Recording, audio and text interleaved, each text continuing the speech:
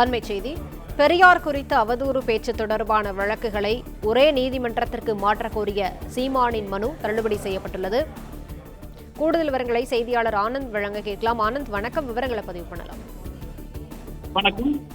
பெரியார் குறித்து பேச்சு தொடர்பாக பதிவு செய்யப்பட்டுள்ள அனைத்து வழக்குகளையும் ஒரே வழக்காக பதிவு செய்ய வேண்டும் என கோரி நாம் தமிழர் கட்சியின் தலைமை ஒருங்கிணைப்பாளர் சீமான் தாக்கல் செய்த மனுவை தள்ளுபடி செய்த சென்னை உயர்நீதிமன்றம் எந்த காவல் நிலையத்தில் வழக்கு உள்ளது, எந்த பிரிவின் கீழ் வழக்கு பதிவு செய்யப்பட்டது என்று எந்த விதமான விவரங்களும் இல்லாமல் இந்த மனு தாக்கல் செய்யப்படுவதால் தள்ளுபடி செய்வதாக நீதிபதி ஜி.கே. இளந்திரையன் தெரிவித்திருக்கின்றார்.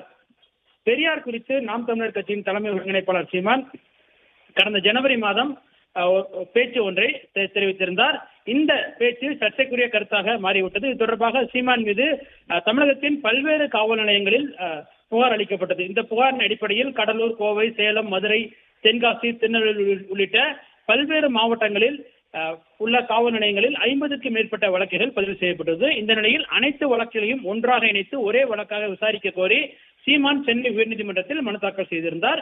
அந்த மனுவில் ஒரு சம்பவத்திற்காக பல்வேறு காவல் நிலையங்களில் வழக்கு பதிவு செய்யக்கூடாது என உச்சநீதிமன்றம் ஏற்கனவே உத்தரவிட்டிருப்பதாகவும், தமக்கு எதிராக பதிவு செய்யப்பட்டுள்ள 50க்கும் மேற்பட்ட வழக்குகளை ஒரே வழக்காக பதிவு செய்ய உத்தரவிட வேண்டும் எனவும் அவர் தன்னுடைய மனுவில் கோரியிருந்தார். மேலும் அனைத்து வழக்கையும் ஒன்றாக இணைத்து ஒரே வழக்காக விசாரிக்க டிஜிபிக்கு உத்தரவிட வேண்டும் எனவும், இது தொடர்பாக கடிதம் எழுதியும் அந்த மனு மீது இதுவரை எந்த நடவடிக்கையும் எடுக்கவில்லை எனவும் அவர் தெரிவித்திருந்தார். மேலும் ஒரு விசாரணை அதிகாரி நியமித்து தனக்கு எதிரான அனைத்து வழக்கையும் ஒன்றாக இணைத்து விசாரிக்க உத்தரவிட வேண்டும் எனவும் அவர் தன்னுடைய மனுவில் கோரியிருந்தார்.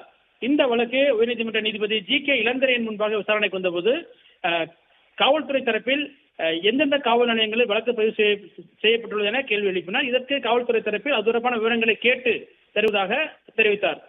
அப்போது நீதிபதி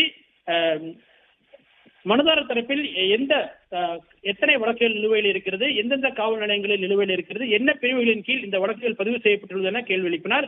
இதற்கு பதிலளித்த மனுதாரர் தரப்பு வழக்கறிஞர் அனைத்து தகவல் அறிக்கையும் ஒரே காரணத்திற்காக பதிவு செய்யப்பட்டிருப்பதாக தெரிவித்தார். அப்போது குறுக்கிட்ட நீதிபதி எந்த விவரங்கள் இல்லாமல் இந்த மனு தாக்கல் செய்யப்பட்டிருப்பதால் இந்த மனு மீது எந்த உத்தரவும் பிறப்பிக்க முடியாது எனவும், எந்த காவல் நிலையத்தில் எந்தெந்த பிரிவுகளின் கீழ் வழக்கு பதிவு செய்யப்பட்டுள்ளது என்ற எந்த விவரங்களும் மனுவில் இல்லாததால் இந்த மனுவை தள்ளுபடி செய்வதாக நீதிபதி தன்னுடைய உத்தரவில் தெரிவித்திருக்கின்றார்.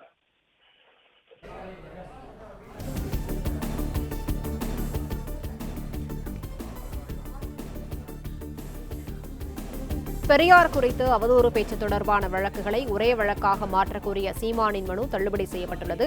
பெரியார் குறித்த பேச்சு தொடர்பாக பதிவான 50க்கும் மேற்பட்ட வழக்குகளை ஒரு வழக்காக பதிவு செய்ய வேண்டும் என்று சீமான் மனு தாக்கல் செய்திருந்தார். இந்நிலையில் எந்த காவல் நிலையத்தில் வழக்கு உள்ளது, எந்த பிரிவின் கீழ் வழக்கு பதிவு என்ற எந்த விவரங்களும் மனுவில் இல்லை என்று நீதிபதி இளந்திரையன் வழக்கை தள்ளுபடி செய்திருக்கிறார். கூடுதல் விவரங்களை வழங்கியமைக்கு நன்றி ஆனந்த்.